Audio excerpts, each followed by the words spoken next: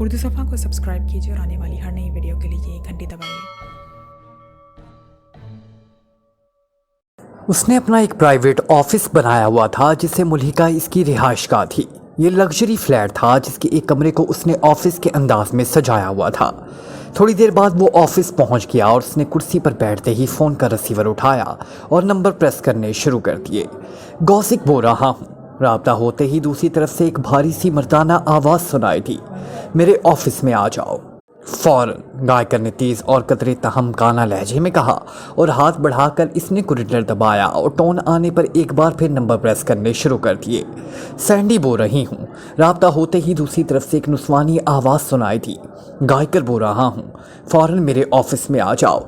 गायकर ने कहा और रिसीवर रख दिया। उसने अपने साथ अपने सेक्शन के सिर्फ 2 अफराद को ले जाने का फ़ैसला किया था। इनमें से एक गाजिक था जो अफ्रीकी हबशी था। कवि हेकल गाजिक बेहद तेज़ और फर्तीला आदमी था और निशानेबाजी में इसका नाम बतौर मिसाल लिया जाता था।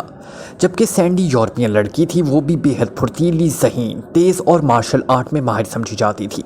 चूँकि आज से पहले गायकर और उसके साथियों का टकराव पाकिस्तान सीक्रेट सर्विस से नहीं हुआ था और फिर बॉस गॉर्सन ने उसे बता दिया था कि वहाँ मेकअप चेक करने वाली रेस फिज़ा में फैला दी गई हैं, इसलिए उसने साथियों समेत बगैर किसी मेकअप के वहाँ जाने का फ़ैसला किया था।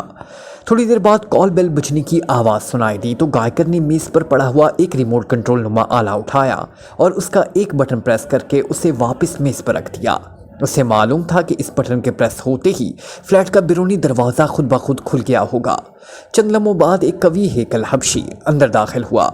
उसने मल्टी कलर लिबास पहना हुआ था, गले में सुर्ख रंग का रुमाल था और उसके बाल हबशियों के बालों की तरह बारीक और कदरे घुंघराले थे कि यूँ महसूस होता था कि जैसे उसने अपने सर पर स्याह रंग के स्प्रिंगों का बंडल रखा हुआ हो। चेहरा बड़ा और आंखें सुर्ख थी। क्या हुआ बॉस, क्या कोई नया मिशन मिला है? गौसिक ने अंदर दाखिल होकर सलाम करते हुए कहा। हाँ बैठो, अभी सैंडी आ रही है, फिर तफसील से बात होगी, गायकर ने कहा। शराब ले लूँ बॉस? गौसिक ने दांत निकालते हुए कहा। हाँ ले लो, गायकर ने मुस्कुराते हुए कहा तो गाजिक ने रेक में मौजूद मुख्तलिफ ब्रांड की बोतलों में से एक बड़ी बोतल उठाई और फिर कुर्सी पर बैठकर उसने बोतल का ढक्कन हटाया और बोतल को मुंह से लगाकर शराब पीने लगा। तकरीबन 1/4 बोतल जब खाली हो गई तो उसने बोतल को मुंह से अलहदा करके वापस मेज़ पर रख दिया। क्या मिशन का ताल्लुक यहीं से है बॉस? गाजिक ने पूछा। नहीं, शुमाली अफ्रीका के शहर लॉर्गो जाना होगा, गायकर ने कहा तो गौसिक बेइख्तियार उछल पड़ा। लॉर्गो? ओह बॉस, क्या वाकई ही दुरुस्त कह रहे हैं? गौसिक ने ऐसे लहजे में कहा जैसे उसे अपने कानों पर यकीन आ रहा हो। क्यों, वहाँ क्या है? कोई ख़ास बात? गायकर ने हैरत भरे लहजे में कहा। ओह बॉस, इट इज़ वंडरफुल। लॉर्गो में तो मेरा बचपन गुजरा है और वहाँ मेरे रिश्तेदार अब भी मौजूद हैं। मेरे कज़न का लॉर्गो में बहुत बड़ा होटल, क्लब और जुआ खाना भी है। उसने मुझे कई बार वहाँ आने की दावत दी लेकिन मुझे फुर्सत नहीं मिली, गाजिक ने मुसरत भरे लहजे में कहा तो गायकर के चेहरे पर भी मुसरत और इत्मीनान के तासुरात उभर आए। थोड़ी देर बाद कॉल बेल की आवाज़ दोबारा सुनाई दी तो गायकर ने आले का बटन प्रेस कर दिया और फिर चंद लम्हों बाद एक दरमियाने कद खूबसूरत और नौजवान यूरोपियन लड़की अंदर दाखिल हुई। उसने ग्रे रंग की जीन्स की पैंट और सुर्ख रंग के खुले बाजुओं वाली शर्ट पहन रखी थी।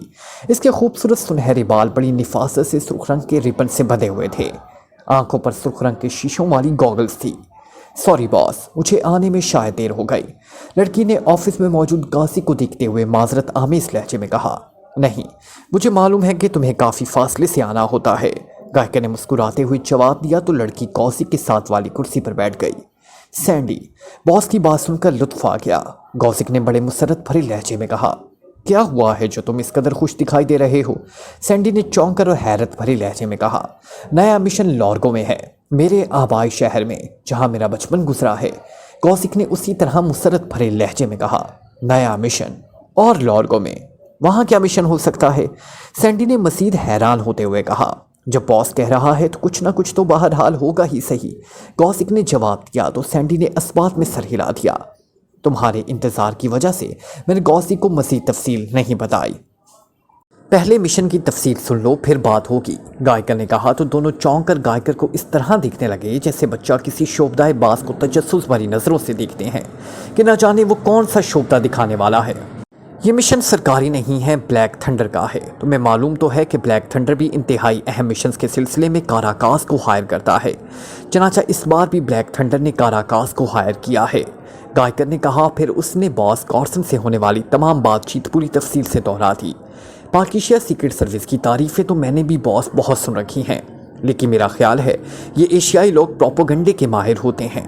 ये कैसे हो सकता है कि एक पसमानदा मुल्क की सर्विस जिसके पास जदीद तरीन मशीनरी तो क्या जदीद तरीन असलहा भी ना होगा, इस तरह बैनुल अक़वामी अहमियत हासिल कर ले कि इंतहाई तरक्की याफ्ता ममालिक और सुपर पावर्स इंतहाई तरबियत याफ्ता और बैनुल अक़वामी शोहरत याफ्ता सर्विसेज को छोड़कर ब्लैक थंडर के मुकाबले पर इस सर्विस को ले आएँ। सैंडी ने कहा, इस सर्विस की कारकर्दगी का अंदाज़ा तुम इस बात से लगा सकती हो कि ब्लैक थंडर जैसी तंजीम इस सर्विस को रास्तों में रोकने के लिए सुपर एजेंट्स, बदमाशों और पेशावर कातलों की कई टीमों को सामने लाई, लेकिन वो सब हला कर दिए गए या हो गए। हत्ता कि इस सर्विस ने जैसे ही डाशो जसीरे का रुख किया, ब्लैक थंडर ने इनके खौफ की वजह से अपना सेक्शन हेडक्वार्टर खुद ही ब्लास्ट कर दिया। गायकर ने कहा तो गौसिक और सैंडी दोनों के चेहरे हैरत की शिद्दत से बिगड़ गए। ओह, फिर तो वाकई हमें संजीदा होना पड़ेगा, सैंडी ने कहा। संजीदा? सिर्फ संजीदा? मुझे एहसास हो रहा है कि यह मिशन हमारी ज़िंदगी का सबसे कठिन मिशन साबित होगा, और अगर हमने इस सर्विस को शिकस्त दे दी तो काराकास का नाम हमेशा के लिए तारीख में रोशन रहेगा, और हमने बहरहाल उन्हें शिकस्त देनी है। गायकर ने फैसला कुल लहजे में बात करते हुए कहा। ऐसा ही होगा बॉस, सैंडी ने कहा, जबकि गौसिक ने मुंह से कुछ कहने की बजाय सिर्फ असबात में सर हिलाने पर ही इक्तफा किया था।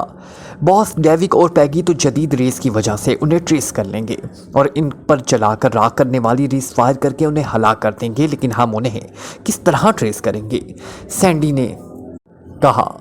जहाँ तक मैंने सोचा है ये लोग इतनी आसानी से नहीं मारे जाएंगे, इसलिए हमने वहाँ डेविक और पैगी के हेडक्वार्टर के किसी आदमी को अपने साथ शामिल करना है।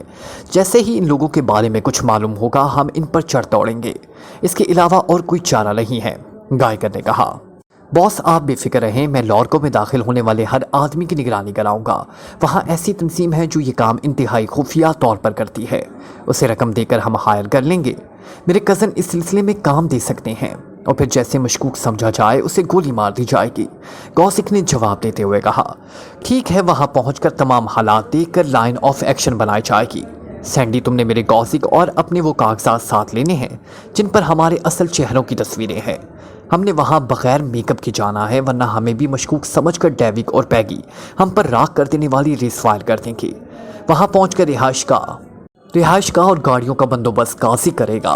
तमाम ज़रूरी असलहा भी वहीं से हासिल किया जाएगा, और हमने ज़्यादा से ज़्यादा 2 घंटों बाद फ्लाई कर जाना है। तुम तैयारा चार्टेड करा लेना, गायकर ने कहा। यस बॉस, सैंडी ने कहा और उठकर खड़ी हो गई। गौसिक भी उठकर खड़ा हुआ। ओके, मैं तैयार रहूँगा और तुम्हारा फ़ोन मिलते ही मैं एयरपोर्ट पहुँच जाऊँगा, गायकर ने कहा। फिर वो दोनों सर हिलाते हुए मुड़े और आगे पीछे चलते हुए कमरे से बाहर निकल गए। जूलिया लॉर्को शहर के एक होटल के कमरे में बैठी हुई थी। वो अपनी असल शक्ल में थी, जबकि जोसेफ बाहर घूमने गया हुआ था ताकि इस बात का पता चलाए कि चेकिंग रेस का मरकज़ कहाँ है। जूलिया और जोसेफ जीप पर कराम्बी से यहाँ पहुँचे थे। चूँकि उनके पास बैनुल अक़वामी सियाहती इदारे की तरफ से जारी कुर्ता कार्ड मौजूद थे, इसलिए होटल में उन्हें हाथों हाथ लिया गया। जोसेफ के लिए उसके साथ वाला कमरा बुक कराया गया और जूलिया ने जोसेफ को अपना बॉडीगार्ड जाहिर किया। दोनों ने अपने नाम भी असल लिखवाए थे। उन्हें यहाँ पहुँचे हुए अभी 1 घंटा गुजरा था। जूलिया ने सबसे पहले इस कमरे में किसी डेक्टाफोन की मौजूदगी को चेक किया और फिर जोसेफ के कमरे को भी चेक कर लिया था, लेकिन यहाँ ऐसा कोई आला नस्म न था, इसलिए वो मुतमईन बैठी हुई थी। वो उसने इमरान की तरफ से दिए गए ब्यूटी बॉक्स को खोलकर चेक कर लिया था कि मेकअप चेकिंग रेस वाकई ही काम कर रही हैं, और इन रेस की रेंज लॉर्को शहर के अलावा तकरीबन 20 किलोमीटर के फासले पर मौजूद चांगी कस्बे तक है। चांगी कस्बे को क्रॉस करते हुए इसने चेकिंग की थी, इसलिए उसे मालूम हो गया था कि इन रेस की रेंज चांगी तक मौजूद हैं। वैसे जूलिया इमरान की जहानत पर दिल ही दिल में अश कर रही थी कि अगर इमरान उसे ये रेस चेक ना देता और उसके जहन में ऐसी रेस की बात ना आती तो यकीनन उनकी जीप को लॉर्गो शहर में दाखिल होने से पहले ही मिसाइलों से उड़ा दिया जाता। गो इमरान ने उसे सिर्फ तफसीली रिपोर्ट देने के लिए यहाँ भेजा था, लेकिन जूलिया ने फैसला कर लिया था कि वो सिर्फ रिपोर्ट पर ही इक्तफा नहीं करेगी बल्कि खुद ही एक्शन करके यहाँ ब्लैक थंडर के एजेंटों का खात्मा कर देगी। इसके बाद वो कॉल करके इमरान को यहाँ बुलाएगी क्योंकि उसे मालूम था कि असल लेबॉर्ट्री जंगल में है और उन्हें इस जंगल में दाखिल होने से रोकने की गर्ज से बेटी ने यहाँ पूरा इंतज़ाम किया है। इसलिए वो खुद यहाँ सफाई करके ही इमरान को कॉल करना चाहती थी। इसके लिए सबसे पहले ज़रूरी था कि वो इन रेस के मरकज़ को ट्रेस करें, क्योंकि जब तक ये रेस ख़त्म नहीं होगी इमरान और उसके साथी किसी सूरत में यहाँ दाखिल नहीं हो सकते। वो कमरे में बैठी यही सब कुछ सोच रही थी कि अचानक दरवाजे पर दस्तक की आवाज़ सुनाई थी। यस कम इन, जूलिया ने कहा तो दरवाज़ा खुला और जोसेफ अंदर दाखिल हुआ। कुछ पता चला जोसेफ? जूलिया ने कहा।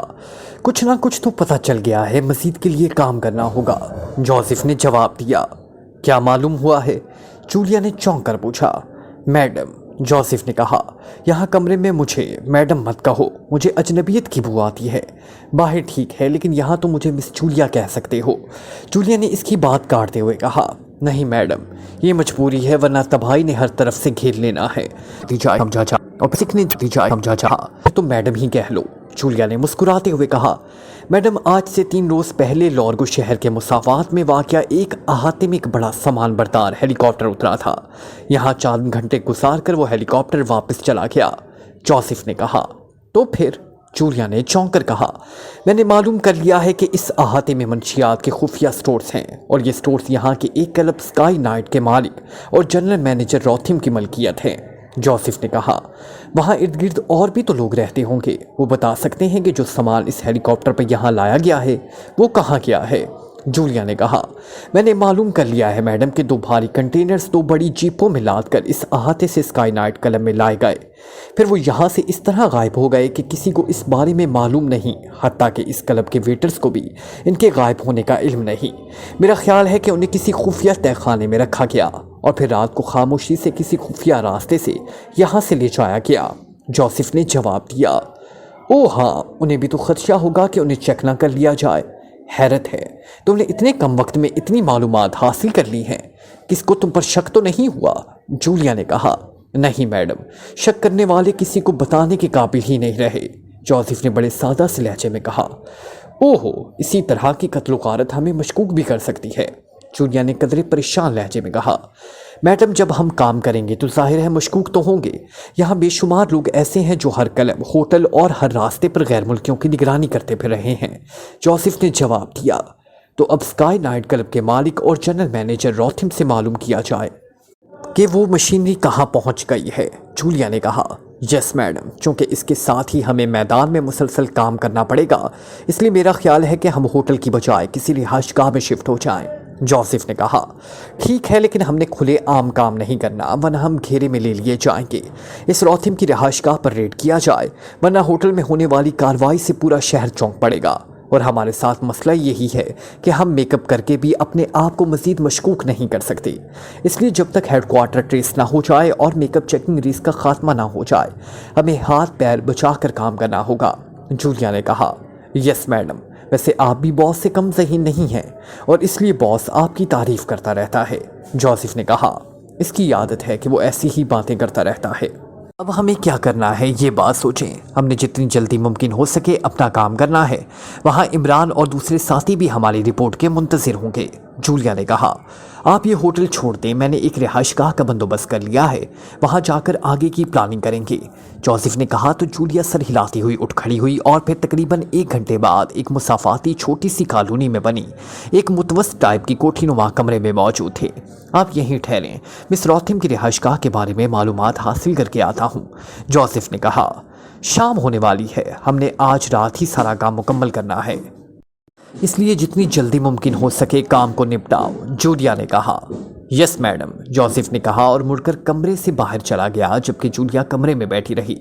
फिर जोसेफ की वापसी तकरीबन 2 घंटों बाद हुई। क्या मालूम हुआ? जूलिया ने बेचैन से लहजे में कहा। रॉथिम की रिहाइशगाह मैं देख कर आया हूँ, वहाँ 4 मुसल्ला पहरेदार 24 घंटे पहरा देते हैं। वहाँ इंतहाई सख्त हिफाजती इंतजामात हैं। इसकी कार भी बुलेट प्रूफ है और मुसल्ला गार्ड हर वक्त इसके साथ रहते हैं, क्योंकि रॉथिम का ताल्लुक मंशियात के एक बैनुल अक़वामी ग्रुप से है, जबकि यहाँ और भी मंशियात का काम करने वाले कई ग्रुप हैं, जोसेफ ने जवाब दिया। तो जूलिया इसकी कारकर्दगी पर हैरान रह गई। कमाल है, तुम तो तरबियत याफ्ता एजेंटों से 2 कदम आगे हो, जूलिया ने कहा। میں باس کا غلام ہوں، جوزف نے بڑے اطمینان بھرے لہجے میں کہا تو جولیا بے اختیار ہنس پڑی۔ روتھم کس وقت رہائش گاہ پہنچتا ہے؟ جولیا نے پوچھا۔ وہ رات گئے واپس آتا ہے اور دوسری روز شام کو کلب جاتا ہے، جوزف نے اس طرح جواب دیا جیسے وہ اس روتھم کا پرسنل سیکریٹری رہا ہو۔ اس صورت میں وہ تو خاصی دیر ہو جائے گی، ہمیں اسے کلب میں ہی چیک کرنا ہوگا تاکہ ہم راتوں رات اس مشینری کو تباہ کر سکیں۔ جولیا نے ہونٹ چباتے ہوئے کہا۔ آپ اگر اجازت دیں تو میں یہ کام خود کر لوں، جوزف نے کہا۔ نہیں، یہ تمہارا کام نہیں، جولیا نے کہا۔ تو پھر ایک اور صورت بھی ہے کہ آپ اس رہائش گاہ پر پہنچ جائیں اور وہاں سے اسے کلب فون کر کے اسے کوئی ایسی بات کریں کہ وہ فوراً رہائش گاہ پہنچ جائے، جوزف نے کہا۔ اوہ ہاں، ایسا ہو سکتا ہے۔ کیا وہ شادی شدہ ہے؟ جولیا نے پوچھا۔ ہاں، اس کی ایک بیوی اور 2 بچے ہیں، بچے چھوٹے ہیں، جوزف نے جواب دیا۔ اوکے، اندھیرا ہوتے ہی ہم اس کی رہائش گاہ پر ریڈ کریں گے، جولیا نے حتمی لہجے میں کہا تو جوزف نے اس بات میں سر ہلا دیا۔ ڈیوک اور پیگی اپنے ہیڈ کوارٹر کے آفس میں بیٹھے ہوئے تھے، مشینری کو اس کے ساتھ آنے والے آپریٹر آپریٹ کر رہے تھے۔ پہلے تو کئی گھنٹوں تک وہ دونوں بھی وہاں بیٹھے رہے، لیکن جب کوئی نتیجہ سامنے نہ آیا تو وہ بور ہو کر اٹھ کر واپس آ گئے۔ آپریٹر کو کہہ دیا تھا کہ کوئی مشکوک آدمی چیک ہوتے ہی انہیں فوری رپورٹ دی جائے۔ سیکنڈ ہیڈ کوارٹر نے ریڈ ولف کو کیوں یہاں کال کیا ہے؟ پیگی نے کہا۔ وہ کافی دیر سے بیٹھی شراب کی چسکیاں لے رہی تھی۔ سیکنڈ ہیڈ کوارٹر ان پاکیزائی ایجنٹوں سے بے حد الرجک ہو رہا ہے اور ہر قیمت پر ان کا خاتمہ کرانا چاہتا ہے، ڈیوک نے بھی شراب کی چسکی لیتے ہوئے کہا۔ لیکن جب یہ کام ہم کر رہے تھے تو پھر، پیگی نے کہا، ایسے معاملات میں متبادل صورتیں سامنے رکھی جاتی ہیں۔ ہو سکتا ہے کہ ہماری بجائے ریڈ ولف کامیاب ہو جائے، مسئلہ تو بہرحال ان کا خاتمہ ہے، ڈیوک نے کہا۔ وہ کیسے کامیاب ہوگا؟ میک اپ ہم چیک کر رہے ہیں اور میک اپ چیک ریس کی رینج چانگی تک ہے، اس لیے جیسے ہی یہ لوگ رینج میں داخل ہوں گے اطلاع ہمیں مل جائے گی، پھر ان کی جیپ کو ہم اسپیشل ریس فائر کر کے بلاسٹ کر دیں گے۔ ریڈ ولف کیا کرے گا؟ پیگی نے کہا۔ میں ایک اور بات سوچ رہا ہوں، ڈیوک نے کہا تو پیگی چونک پڑی کیونکہ ڈیوک کے چہرے پر یکلخت پتریلی سنجیدگی ابھر آئی تھی اور پیگی جانتی تھی کہ جب ڈیوک کے چہرے پر ایسی سنجیدگی طاری ہو تو وہ کسی بہت بڑی الجھن میں مبتلا ہوتا ہے۔ وہ کیا؟ پیگی نے چونک کر کہا۔ ریڈ ولف اور اس کے ساتھی بھی بہرحال میک اپ میں ہوں گے اور ہم انہیں پاکیزائی ایجنٹ سمجھ کر ان پر ایشریز فائر کر کے مطمئن ہو جائیں گے، جبکہ پاکیزائی ایجنٹ بعد میں یہاں آئے تو پھر، ڈیوک نے انتہائی پریشان سے لہجے میں کہا تو پیگی بے اختیار ہنس پڑی۔ کیا مطلب؟ تم ہنس رہی ہو؟ ڈیوک نے غصیلے لہجے میں کہا۔ میرا خیال ہے تمہارے ذہن پر دباؤ ہے، ریڈ ولف اور اس کے ساتھی کم از کم پاکیزائی نہیں ہوں گے، یورپین یا ایکریمین ہوں گے، اس لیے چیک ہونے پر ہمیں معلوم ہو جائے گا کہ وہ پاکیزائی ہیں یا نہیں، پیگی نے کہا تو ڈیوک نے بے اختیار شرمندہ سے انداز میں ایک طویل سانس لیا۔ تم درست کہہ رہی ہو، میرے ذہن پر واقعی دباؤ ہے، ڈیوک نے شرمندہ سے لہجے میں کہا۔ اتنا دباؤ ذہن میں مت ڈالو، ابھی تو کچھ بھی نہیں ہوا، جب ہوگا تو پھر تم کیا کرو گے؟ پیگی نے کہا۔ پھر اس سے پہلے کہ ڈیوک کو جواب دیتا، سامنے میز پر پڑے ہوئے فون کی گھنٹی بج اٹھی تو ڈیوک نے ہاتھ بڑھا کر ریسیور اٹھا لیا۔ یس، ڈیوک بول رہا ہوں، ڈیوک نے کہا۔ سابو بول رہا ہوں جناب، دوسری طرف سے ایک مقامی آدمی کی آواز سنائی دی، چونکہ ڈیوک کے تحت سردار ماتو کی پوری فورس بھی کام کر رہی تھی، اس لیے مقامی نام سنتے ہی وہ سمجھ گیا تھا کہ سابو اسی فورس کا آدمی ہے۔ یس، کوئی خاص بات؟ ڈیوک نے چونک کر کہا۔ باس، ایک نیگرو کو میں نے مشکوک حرکات کرتے دیکھا ہے، میں نے اس کی 06 سے نگرانی کی تو یہ نیگرو مارشانہ کالونی کی کوٹھی نمبر 12B میں گیا، وہاں ایک سوئس سیاہ لڑکی بھی موجود ہے اور اس نیگرو کا انداز اس کے سامنے ماتحت جیسا ہے۔ میں نے اپنی فورس سے اس نیگرو کے بارے میں معلومات حاصل کی کیونکہ فورس یہاں آنے والے تمام اجنبیوں کو باقاعدہ ریکارڈ رکھ رہی ہے، تو مجھے بتایا گیا کہ یہ دونوں سیاہ ہیں اور ان کے پاس بین الاقوامی سیاحتی ادارے کے خصوصی گارڈ ہیں۔ یہ دونوں ایک جیپ میں لارگو پہنچے ہیں اور پہلے یہ یہاں ایک ہوٹل میں مقیم تھے۔ اس نیگرو کا نام جوزف اور لڑکی کا نام جولیانا ہے۔ جولیانا ہوٹل کے کمرے تک محدود رہی، جبکہ نیگرو جوزف مختلف کلبوں اور ہوٹلوں میں پھرتا رہا۔ پھر اس جوزف نے مارشانہ کالونی کی یہ کوٹھی ہائر کی، یہ دونوں وہاں شفٹ ہو گئے۔ پھر جولیانا اس کوٹھی تک محدود ہو گئی، جبکہ جوزف اسکائی نائٹ کلب چلا گیا۔ اس نے وہاں کے ایک ویٹر کو بھاری رقم دے کر اس سے کلب کے مالک اور جنرل مینیجر روتھم کے بارے میں معلومات حاصل کی، خاص طور پر اس کی رہائش گاہ کے بارے میں۔ پھر وہ اس کلب سے نکل کر روتھم کی ملکیہ مسافات کے ایک احاطے میں گیا، वहाँ उसने एक नेगरू दरबान को भारी रकम देकर उससे मालूमात हासिल की। इसके बाद वो दोबारा इस कोठी में गया, फिर वहाँ से निकलकर वो रॉथिम की रिहाइशगाह पर चला गया।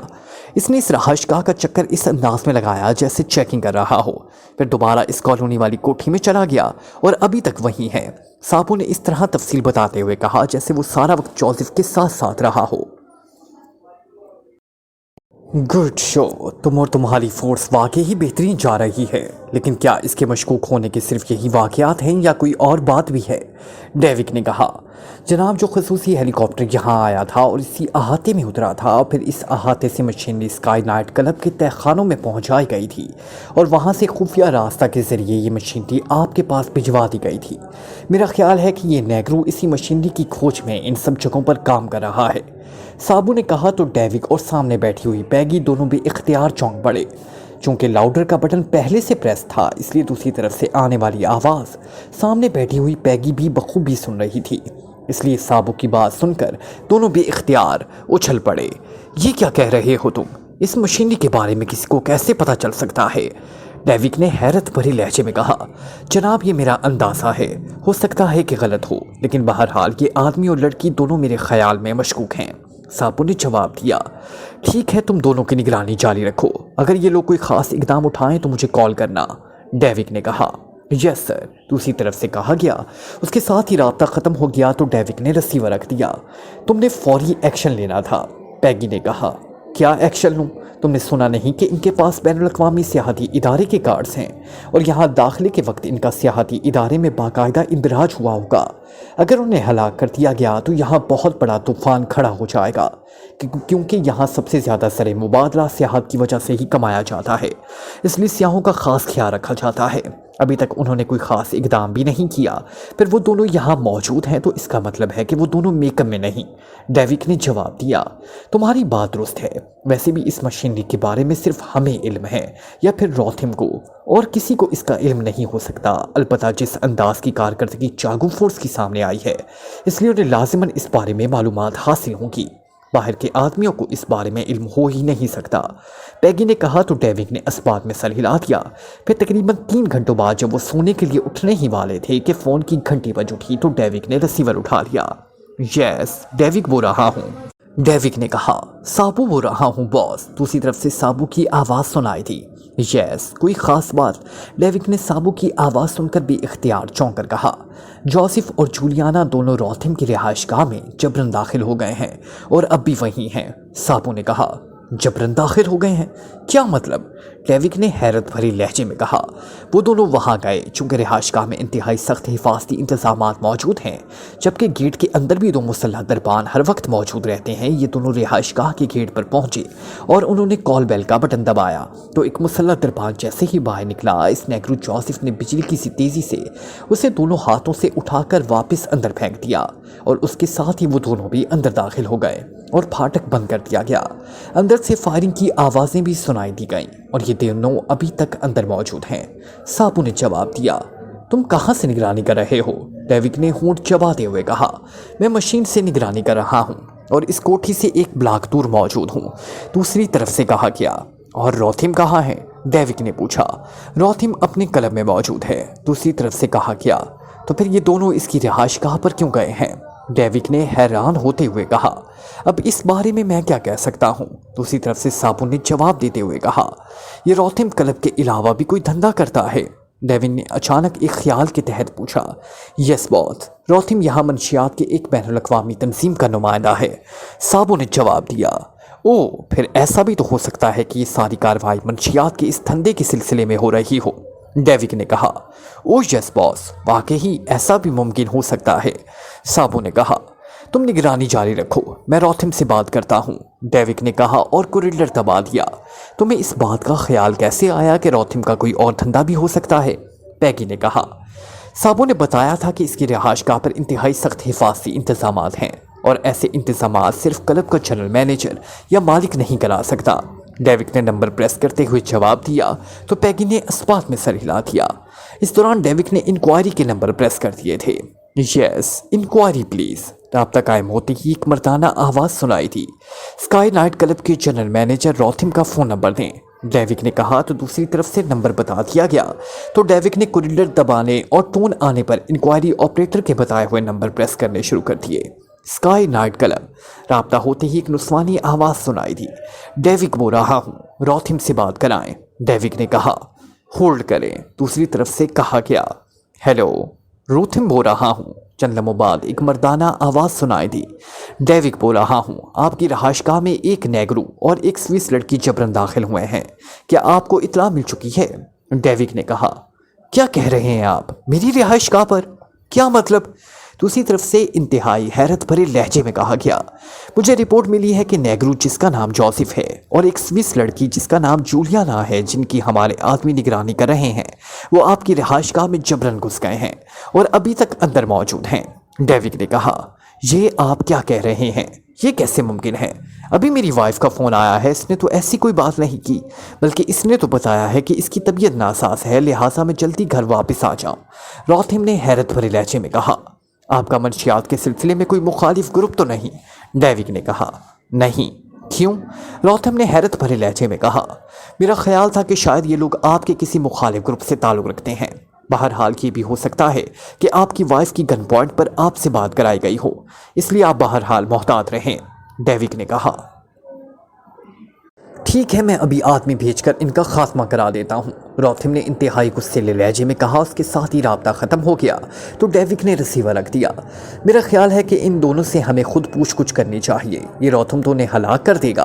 पैगी ने कहा। अरे नहीं, ये लोग लाजिमन उसके मुखालिफ ग्रुप के लोग हैं। इस रोथिम का लहजा बता रहा था कि ऐसा ही है, लेकिन वो हमसे बात छुपा गया है, इसलिए हमें मुदाखलत की ज़रूरत नहीं। रोथिम को इसलिए मैंने इतला दे दी है कि वो खुद इनसे निपट लेगा। अलबत्ता साबू को मना करना पड़ेगा कि वो मुदाखलत ना करे। डेविक ने कहा। उसके साथ ही उसने मेज़ की दराज खोली और इसमें मौजूद एक जदीद साख्त का सेलफोन निकाल कर उसने इस पर राब्ता करना शुरू कर दिया। Hello, Devik speaking. डेविक ने सेलफोन ऑन करके बार बार कॉल देते हुए कहा। यस, साबुक अटेंडिंग यू। चंद लम्हों बाद साबू की आवाज़ सुनाई दी। साबू, तुमने सिर्फ निगरानी करनी है, जिस मामले में मुदाखलत नहीं करनी। मैंने रोथिम को कॉल करके अलर्ट कर दिया है, अब वो खुद इनसे निपट लेगा। डेविक ने कहा। Yes boss. दूसरी तरफ से कहा गया तो डेविक ने ओके कहकर सेलफोन ऑफ किया और उसे वापस मेज़ के दराज में रखकर वो एक तवील सांस लेता हुआ उठ खड़ा हुआ। चलो पैगी, अब चल कर सोएं, यहाँ बैठे बैठे थकावट सी हो गई है। डेविक ने उठते हुए कहा। सोने को गोली मारो, किसी नाइट क्लब में चलते हैं। पैगी ने मुस्कुराते हुए कहा। अच्छा चलो ठीक है, कुछ तफरीह भी होनी चाहिए, आओ। डेविक ने कहा तो पैगी मुस्कुराती हुई उठ खड़ी हुई। रोथिम की नौजवान बीवी मारिया अपने 2 बच्चों समेत अपनी कोठी के एक कमरे में बेड पर बेहोश पड़ी थी। इन तीनों को बेहोश कर देने वाली गैस से बेहोश किया गया था। जोसेफ बाहर फाटक के करीब मौजूद था, जबकि जूलिया बरामदे के एक सतून के पीछे छुपी हुई थी। रोटी में 4 मुसल्ला आदमी के अलावा 4 और मुलाजिम भी थे जिन्हें हलाक कर दिया गया। जोसेफ और जूलिया जबरन इस कोठी में दाखिल हुए थे क्योंकि इस रहायशगाह के हिफाजती इंतजामात ऐसे थे कि किसी और तरफ से अंदर दाखिल होना मुमकिन ही नहीं था। इसलिए उन्होंने कॉल बेल बजाई और मुसल्ला आदमी के बाहर आते ही जोसेफ ने बिजली की सी तेज़ी से उसे दोनों हाथों से उठाकर अंदर फेंक दिया था। इसके साथ ही वो दोनों अंदर दाखिल हो गए और फिर उन्होंने इंतहाई तेज़ी से कार्रवाई करते हुए न सिर्फ इन 4 मुसल्ला आदमियों को गोलियां मारकर हलाक कर दिया था, बल्कि कोठी में मौजूद दूसरे मुलाजमों को भी हलाक कर दिया था, क्योंकि उन्होंने भी मुकाबला करने की कोशिश की थी। ये चारों मुलाजिम मर्द थे और अपने अंदाज से तरबियत याफ्ता लगते थे। फिर जोसेफ ने जब मारिया के सामने उसके बच्चों की गर्दनें पकड़कर खींची तो मारिया की हालत बेहद ख़राब हो गई, जिस पर जूलिया ने कहा कि वो अगर अपने शौहर को इस अंदाज में बुलाए कि उससे शक ना पड़ सके तो इसकी और इसके बच्चों की जान बख्श दी जाएगी। जिस पर मारिया बच्चों को बचाने की गर्ज से फ़ौरन तैयार हो गई और फिर उसने रोथिम को फ़ोन करके कहा कि इसकी तबीयत नासाज है, इसलिए वो जल्द कर पहुँचे। इसके बाद जूलिया और जोसेफ ने उन्हें बेहोश करके कमरे के बेड पर डाल दिया और बाहर मोर्चा संभाल दिया। जोसेफ फाटक के करीब बने हुए गार्ड रूम में मौजूद था, जबकि जूलिया बरामदे के एक सतून की ओट में खड़ी थी। इन दोनों के पास मशीन पिस्टल थे। उन्हें वहां खड़े हुए काफ़ी देर हो गई थी, लेकिन रोथिम ना आया था, जिस पर जूलिया को अजीब सी बेचैनी महसूस होने लगी थी। मेरा ख्याल है कि कोई गड़बड़ हो गई है, वरना जिस अंदाज में मारिया ने कॉल की थी रोथिम को अब तक पहुंच जाना चाहिए था, जूलिया ने बड़बड़ाते हुए कहा। फिर इससे पहले कि वो मज़ीद कुछ सोचती कि अचानक फाटक से बाहर कार रुकने की आवाज़ सुनाई दी। Like, comment, share, press the bell icon